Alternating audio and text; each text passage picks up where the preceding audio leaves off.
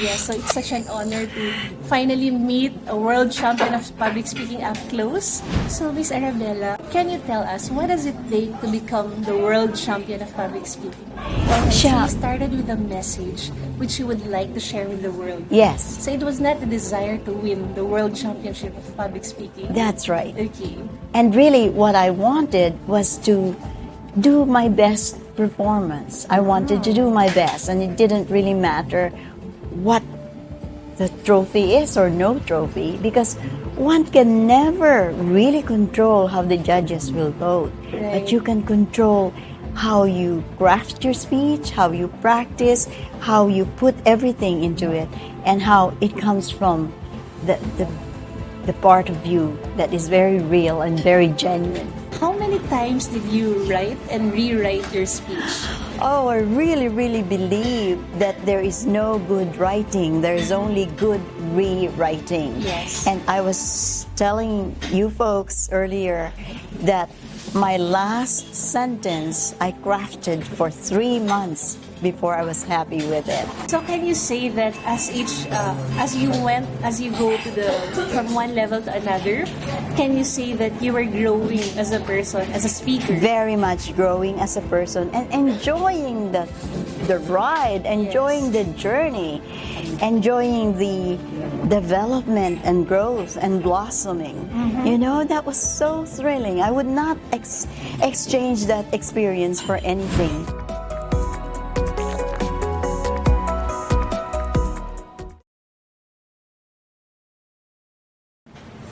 Hi, this is Sha Nacino, and today we're very blessed because we're in the presence of a legend. She was the world champion of public speaking. There were only 4 women world champions of public speaking in the entire world, and we're blessed because one of them is here. She is based in Canada, but she's here in the Philippines for a couple of days, and we are so privileged because we were able to book an appointment with her.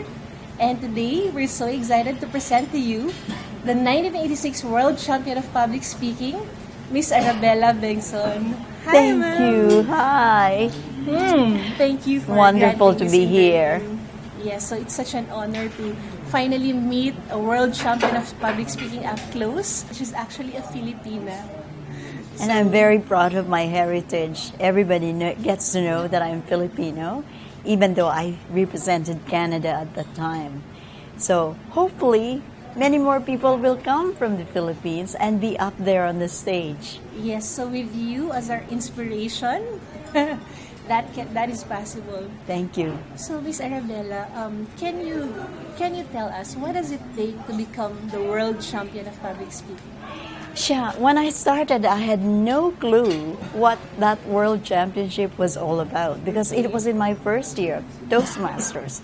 And so, at the beginning, I was really in a daze because I was just asked to represent the club and I just to do this and so on. But now, what I tell people who come to me to ask that is that it always starts with a strong desire to give your message. And to me, the speech is very important. The content is very, very critical to the championship speaking. By that time, people are so good in presenting that sometimes the way that you would find a winner over a second runner-up or a non-winner is the content of their speech. So I ask my folks, and I recommend to my clients that they look at a content, a message that is so strong that is universally accepted. Okay. And the one that would appeal to their audience as well, the one that would touch the heart, tickle the funny bones, and challenge the mind. Wow. So if you could have people getting involved with that, that is even better. All right, so you started with a message which you would like to share with the world. Yes, So it was not the desire to win the world championship of public speaking. that's right. Okay. And really, what I wanted was to do my best performance. I wanted to do my best, and it didn't really matter what the trophy is or no trophy, because one can never really control how the judges will vote. Right. But you can control how you craft your speech, how you practice, how you put everything into it, and how it comes from the part of you that is very real and very genuine. Right. So you mentioned that when you joined the World Championship of Public Speaking, you were in your first year as a Toastmaster. Yes. Wow. So it meant that was the first time you joined the contest and you went all the way to the World Championship? Yes. Actually, I did my first and second speech, and then I had a heartbreak. And so I could not speak for 8 months. So on my third speech, it happened to be the contest, and I won, and they said I have to represent the clubs. Yes. And I was told, well, you can't represent it yet because you need 3 more speeches. Right. So Arabella, do 3 more speeches this month, and then you can represent us with the speech that you won with. So that was how it was. Okay. So prior to joining Toastmasters, were you already good at public speaking? I cannot say that I don't think so, because I've always wanted to be a teacher, and I speak from the heart, and I've always wanted to help people learn. And at that time, I was a manager at Bell Canada, and I was a training manager. Actually, I was training other trainers, and to me, it was a lovely job that I enjoyed. But I was asked by my manager, second level manager, to go and join Toastmasters to get the practice. So I thank him for that. Yes. So at that time, it was a very interesting thing, and I was just all curious about it. But you know, life happens. When you are heartbroken, it's very difficult to write a speech. So for the first time, I would say, oh, give me a role, a different role, a grammarian, evaluator, Toastmaster, whatever. I could even scratch your back and shine your shoes. Don't make me speak, I would say. And I'm so glad that afterwards I let go of that broken heart. I'm intrigued to know about that broken heart thing. I put my heart in Toastmasters, and that's how it was a lot better. All right. Okay. So how did you prepare for the contest? Because there were 6 rounds, right? That's right. So after I won at the club, and I was to represent the area, I asked 3 people in my club to please evaluate my speech. And 2 of them came to me together and gave me about 15-20 minutes evaluation after my speech. And I was grateful. But there was this other guy, Fraser McAllen, and he was an older gentleman, maybe looks like 20 years older than me, but he's actually younger. He was actually younger than that. And he said, I don't have a time to be here because I work at nights. Why don't you come to my place and I will coach you there? So I thought, come to my place, huh? Singles way of having somebody come. But when I went there, I was greeted by himself and who I thought was his wife. It was actually his mom, because he really looked older than his age. And for 3 hours, Sha, they gave me the coaching that I've never seen before. It was not like the Toastmaster evaluation of sandwiching the 2 good things and giving 1 nugget in the middle. It was start and go. It was always, what can I do better? Okay. Say it this way. What do you actually feel? Take that out. Because I had a speech. It was like the jeepney in the Philippines. There's so many colors and so many jingles and so many bells and whistles and so on. And he helped me trim that speech into its essence, so that only the trunk and the essence and the spirit of that remain. So when I saw that, I thought, wow, how I can present my message in less words, in less time, and giving the essence and the spirit of the message that I gave to the audience. Wow. So I was absolutely overawed by that. And from then on, I thought that this is the kind of learning that I want to have. And this is the kind of learning that I want to give to others, because I was a manager trainer. Yes. So this is how I would like my people to learn, to get them to that state of mastery, you have to specify, you have to be analytical, you have to be objective, you have to focus, and you have to be very intent on giving the tips that is perfect for the person and Right. perfect for the situation. Okay, so the way he evaluated you or he coached you was not the usual kiss, kick, kiss. No, Very gentle, not that usual thing. No. But, okay. no, that not at all. And good you were open to it. Why, it was such a fascinating learning experience. How one person could go so quickly from being an average speaker to being able to give yourself to your speech and to be able to get the audience to catch your message with intensity and with passion. Wow. So I really, really loved what he did with me. And I vowed that this is the kind of mentoring, of coaching, of teaching that I will always do in my life. And that's how I did it. And of course, if you're given that gift, you want to excel, you want to work more, you're motivated to do your best. Right. And that's how it was. Wow. So I'm sure during the 6 stages of World Championship of Public Speaking from area contest Yes. and then from club, area, division, national, regional, and world championship, 6 stages, right?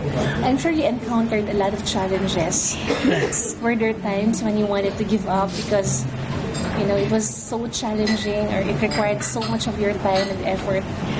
You know, it was a thrilling challenge to go for the championship of any area. I think a world champion in any area will require a coach, Yes. a great conscientiousness, a focus, and a strive to do your best. A striving that is so strong. Because you do encounter challenges, and one of it was after I won the district contest, he told me, "Good, now you can do a better speech." So I found out that he thought I could do a better one because he wasn't thrilled with it, All right. but he made me do the best I can. Okay. And so to show that I really appreciate it, I've always thought that whatever I put into that speech will be all of me. Right. That is one challenge. The other challenge was when I began to win and then just won the regionals, the semifinals, you'd Right. call it now. And one of the DTMs who was supposed to help me practice said to me, "Arabella, I'm not speaking to you like an evaluator.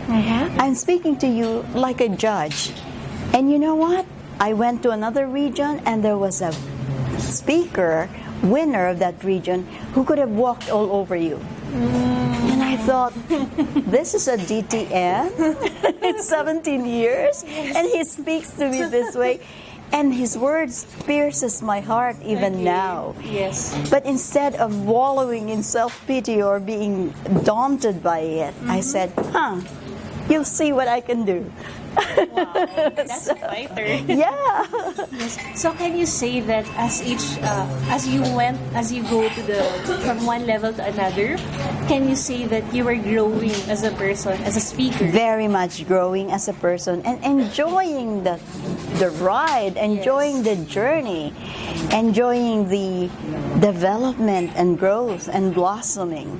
You know, that was so thrilling. I would not exchange that experience for anything. It was such a beautiful experience, especially because my main coach had humor and creativity and competence and skill, and he was very creative. So it was a thrill to be going through that process. Okay. So what was your mindset while you were going through the competition? Well, first of all, I never thought that I should win this or else. Never. All I was focused on was doing the best. I really thought that the trophy is not the symbol of winning. Okay. It is the striving that you go through in the journey. And I believe that that is where the triumph lies. Right. If you can better yourself, being just a bit better than what you did before, just to do your best performance, that is the triumph. Wow. And whether the judges call me the winner or call me a loser. Who cares? Right. It's me that did better. Yes. A few spaces better, a few inches older, a few steps further. That was the thrilling adventure. And that is so inspiring because it means anyone could be a winner. Absolutely. Because that's how you would define Yes. a winner, right? Yes. And also the opposite was true because at one point I was at a district contest and I did not use the mic properly. And I won. But I went home crying because I should have known better. I should have done something different.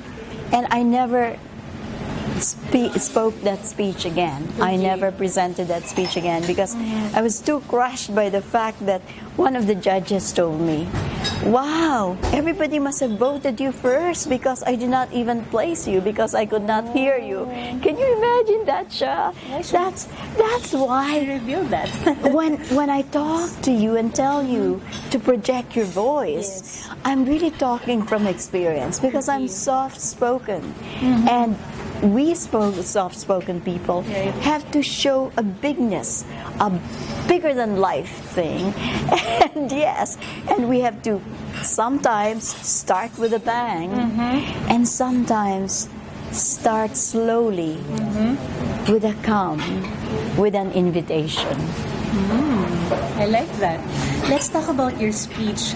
So was the speech you delivered during the club level the same speech you delivered in the semifinals? No. No, okay. We had to change our speech after district. All right. So for the semifinals, we had another one, and for the finals, we had another one as well.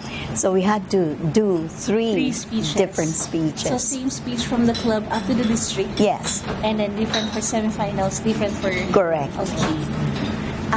How many times did you write and rewrite your speech?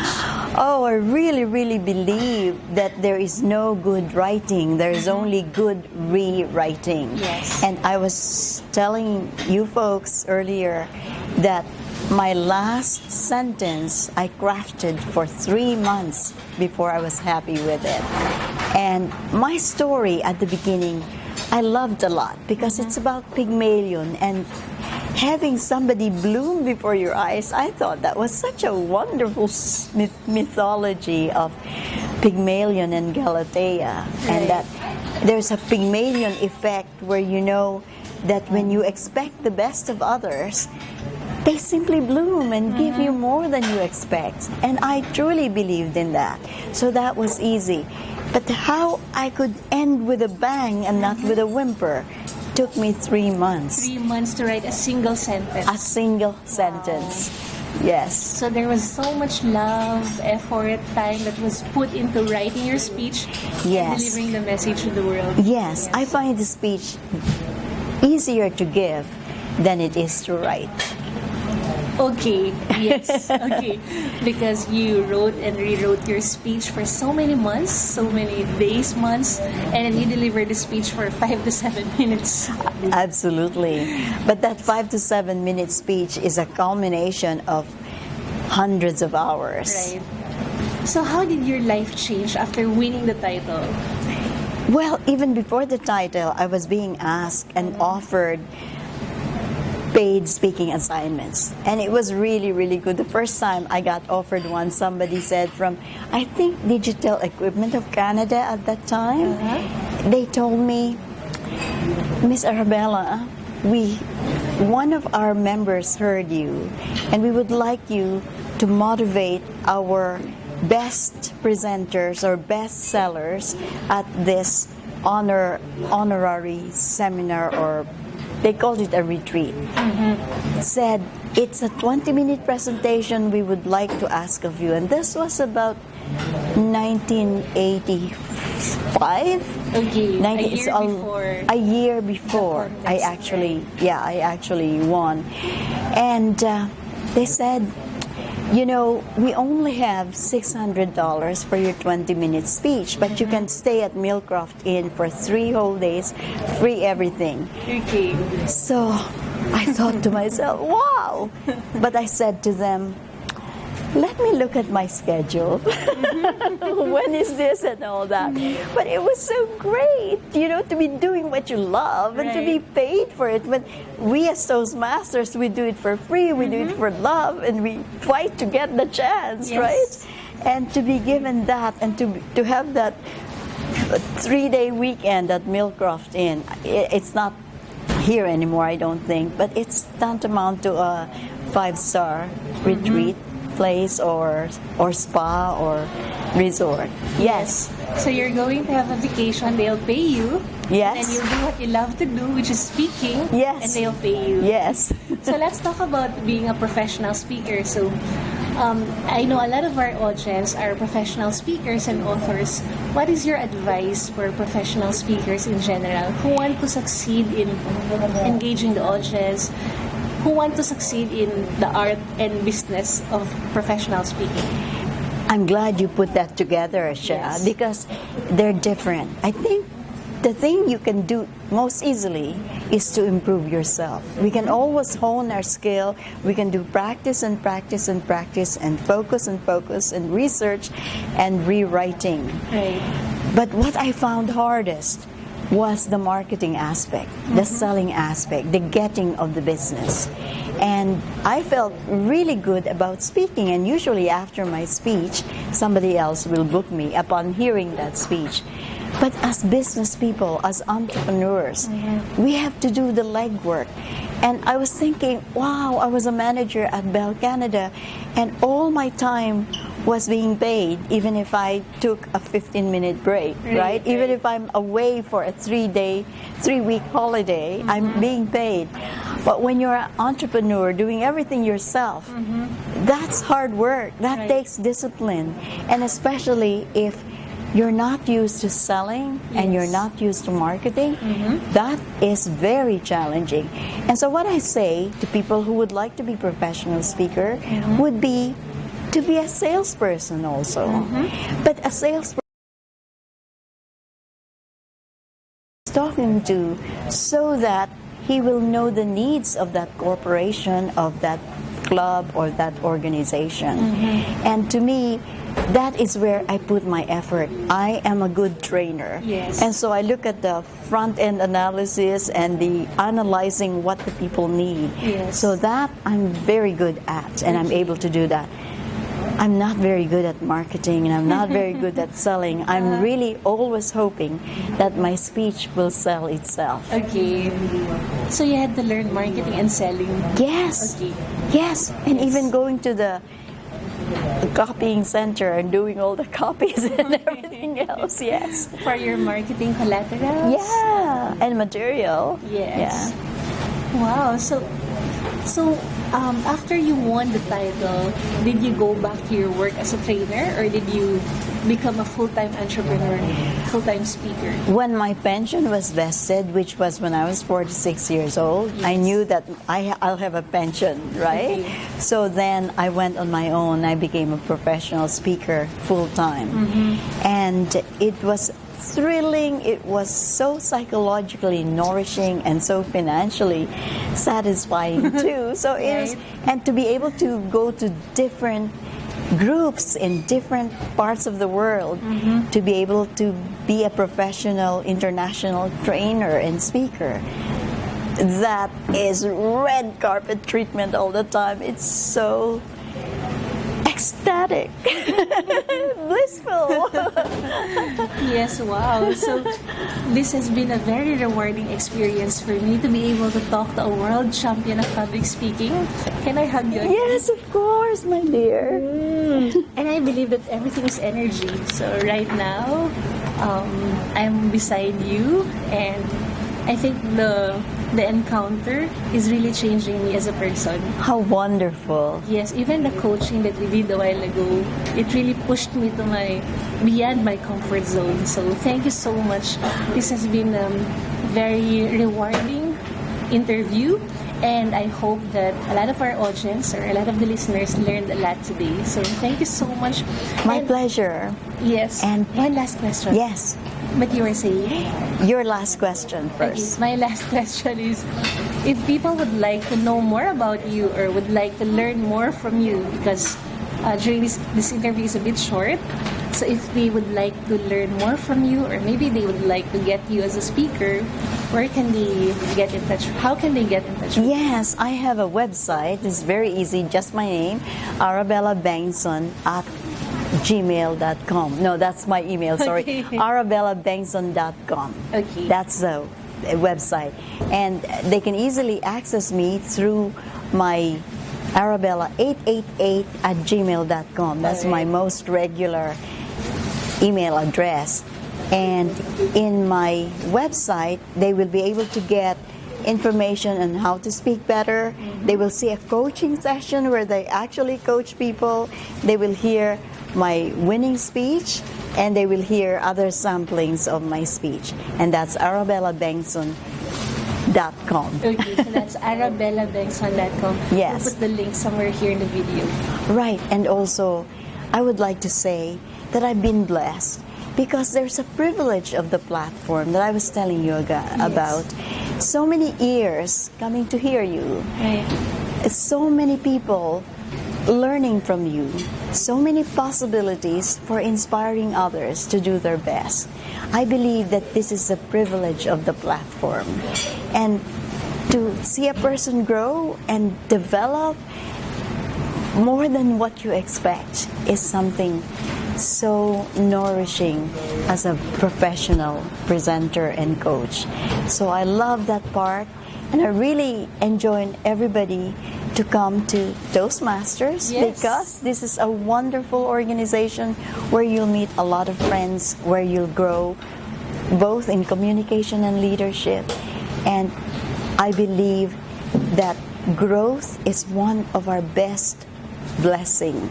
And when I coach people, I do know that within even the diamond, there is a chance for polishing it to brilliance. And Toastmasters allow us to do that. My coaching, I'm hoping always to get the diamond within and make it sparkle. Wow. I love every word that you said, especially the privilege of the platform. And then you'll get a chance to change someone's life, right? Yes. Through your words. So thank you so much. Thank you, my dear. You did change my life tonight. Thank you. God bless care. you. Thank you. And you too. Thank you. Wow, that was a beautiful interview with the 1986 World Champion of Public Speaking, Miss Arabella Bengson. It is a dream come true for me to be able to learn from her and to be able to share my interview with her, with you. So I hope you learned a lot from the interview as much as I did. Again, this is Sha Nacino. I wish you success and happiness. God bless. Thank you for tuning in to the Fearless Possibilities Leadership Podcast. If you enjoyed this episode, I have a small favor to ask. Please like this video and subscribe. It's a simple way to help us reach and inspire more leaders. Okay, I'll give you a few seconds to do that. Done? Alright, thank you so much. Again, this is Sha Nacino. Stay human and keep unlocking possibilities. See you in our next episode.